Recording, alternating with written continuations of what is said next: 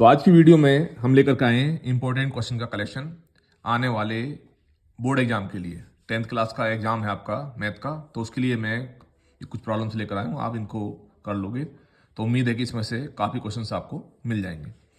ये पहला चैप्टर में से देखो, √3 रेशनल नंबर, और इस टाइप के इनमें से दो में से एक क्वेश्चन आ सकता है। Sum of exponent of prime number factor is this, इसका बताना है तुम्हें। पॉलिनोमियल वाला क्वेश्चन या तो ये आएगा या इस टाइप से आ जाता है कि इसमें पूछ लेते हैं बताओ कि नंबर ऑफ जीरोस कितने हैं, इस टाइप का आता है। Find the zeros of the polynomial of this by factorization और relation between zeros and coefficient of polynomial. उसके बाद इस टाइप का जीरोस पॉलिनोमियल और double of the this, find the value of P and Q. उसके बाद system में equation linear equation का है, इसमें के फाइंड करना है इनकंसिस्टेंट सॉल्यूशन के लिए। उसको बाद सॉल्व करने वाला ये, इसमें एक बार प्लस कर दो एक बार माइनस कर दो तो इजी इक्वेशन मिल जाती है उसमें, तो आप उनको सॉल्व कर सकते हो। और ये वर्ड प्रॉब्लम है लीनियर इक्वेशन की, डिजिट वाले क्वेश्चन से। और डिजिट हमेशा आप 10x + y की फॉर्म में सपोज करोगे और सम ऑफ डिजिट x + y, तो इस तरीके से ये इक्वेशन बन जाएगी। उसके बाद ये क्वेश्चन है क्वाड्रेटिक का, नेचर ऑफ रूट्स बतानी है आपको डी निकाल करके। 3 consecutive number of natural number are the side of right angle triangle, find the area of triangle। ये क्वाड्रेटिक की वर्ड प्रॉब्लम है।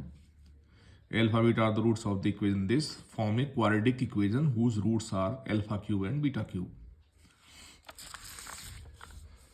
Find sum of 20 terms of an AP whose nth term is this.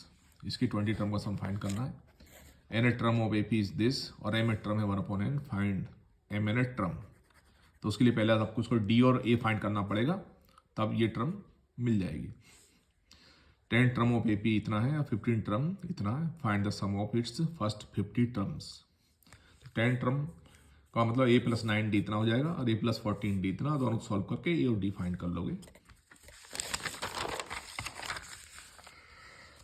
और ये question आपके similarity के, triangle में angle a 90 degree, AD perpendicular to BC, तो ये प्रूव करना है आपको। तो फिगर इसकी ऐसे इस तरह बनेगी, ये 90 और इधर से फिर ये 90 हो जाएगा।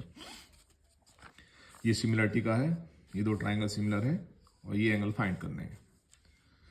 Diagonal of A trapezium intersect proportionally, BPT का यूज करके इसको आप प्रूव करोगे। इन फिगर D = E और ये रेशो गिवन है, प्रूव दैट BAC ना आइसोसेलेस ट्राइंगल, BAC को प्रूव करना आइसोसेलेस ट्राइंगल। पैरेललोग्राम के वर्टिसेस आपको दे रखे हैं, ये 3 वर्टिसेस दे रखे हैं, फोर्थ आपको फाइंड करना है। तो उसमें मिड पॉइंट वाले फॉर्मूले से आप निकाल दोगे, क्योंकि दोनों डायगोनल के जो मिड पॉइंट होते हैं सेम होते हैं। Find relation between x and y, xy equal distance from this and this. इसमें लगेगा डिस्टेंस फॉर्मूला, इसको P ले लोगे, इसको A और B, तो PA = PB से ये निकल जाएगा। Line segment joining this and this is divide by the point P in the ratio this और it lie on the line this, find K. तुम क्या करना है, k:1 का रेशो लेकर के उस पॉइंट को फाइंड कर लोगे k की फॉर्म में और वैल्यू रख दोगे इसके अंदर। sin A + sin² A 1, find the value of this, ये फाइंड करना है। ट्रिग्नोमेट्री है ये, ट्रिग्नोमेट्री 10² कॉमन ले लो, अंदर 10² + 1 से x² हो जाएगा, इधर 10² को sec² -1 और ये प्रूव हो जाएगा। इसमें साइन कॉस में कन्वर्ट करके आप इजीली सॉल्व कर सकते हो। इसमें मल्टीप्लाई कर लोगे 1 - cos से ऊपर नीचे रूट के अंदर, ये सॉल्व हो जाएगा। From a top a house the angle of elevation of top of the town is tower is 45 and angle of depression of its foot is 30, find the height of house is 10 metre, if the height then find the height of tower. मतलब एक house है और एक tower है, यहीं से देख रहे हैं इसकी टॉप को हम और यहीं से इसके बॉटम देख रहे हैं टावर के, तो ये फिगर बनेगी इसकी, ये 45 और ये 30 और इसकी हाइट 10 दे रखी, इसका हाइट फाइंड करनी है। Angle of elevation of cloud from a point 10 metre above the lake is 30 degree, angle of depression of its reflection in the lake is 60, find the height of the cloud from the surface of the lake. Suppose ये lake है ना, और इतनी height पर ये cloud है, यहाँ पर इसको देख रहे हैं हम, इसका एलिवेशन दे रखा है और इसका बॉटम में ये होगा यहाँ, तो इसका डिप्रेशन ये फिगर बन जाएगी इसकी, ये 10 दे रखा है, इस हाइट को h ले लो यहाँ से यहाँ तक, तो ये 10, तो ये h माइनस 10 और नीचे हो जाएगा h प्लस 10, ये हाइट। अब दो राइट एंगल ट्राइंगल हैं और इनका दोनों को सॉल्व करके इजीली आप फाइंड कर सकते हो हाइट। थीटा 30 है, प्रूव करना है। 30 प्रूव कर रख दोगे इसके अंदर, इधर साइड में इधर भी में, जैसे 10 60 वही वैल्यू यहाँ मिल जाएगी। 10 ए 3/4 साइन बी 5/13, दो ट्राइंगल बनाओगे अलग अलग, इसके लिए अलग इसके लिए अलग, और sine a plus b equal to, ये प्रूव कर दोगे। Prove that sine a plus b. But इसमें एंगल ऐसा दिया हुआ कि आप ए प्लस बी अलग से फाइंड कर सकते हो। इसमें तो आपको थोड़ा दिक्कत हो सकती है, और वहाँ जो वैल्यू मिलेगी उस तरह मिलेगी, जैसे 10 ए इक्वल टू 1 दे दिया आपको ना, इसकी जगह 1 देंगे तो ज़्यादा बढ़िया मिलेगा। और साइन भी 1/√2, तो इसकी वजह आप यहाँ पुट कर दोगे। साइन 10 ए 1 है तो एक की जगह 45, बी 45, तो 45 प्लस 45 90, साइन 91, और बाकी दो वैल्यू फिर यहाँ पुट करके इसकी वैल्यू सेम मिलेगी। ये क्वेश्चन आपका टेंजेंट का, ये एंगल फाइंड करना है इसके अंदर, ए क्यू बी, ये टेंजेंट एंगल 60 दे रखा है। इसके अंदर इन सर्कल है, इसकी रेडियस फाइंड करनी है, ये 5 दे रखा है, ये 20 और ये 90 डिग्री। इसके अंदर फाइंड करना है सी बी ए, ये वाला एंगल फाइंड करना है, ये वाला, ये टेंजेंट है। और पी सी ए, ये एंगल है 120। और ये भी टेंजेंट का क्वेश्चन है। एरिया ऑफ ट्राइंगल 84 है, और ये 6 और ये 8।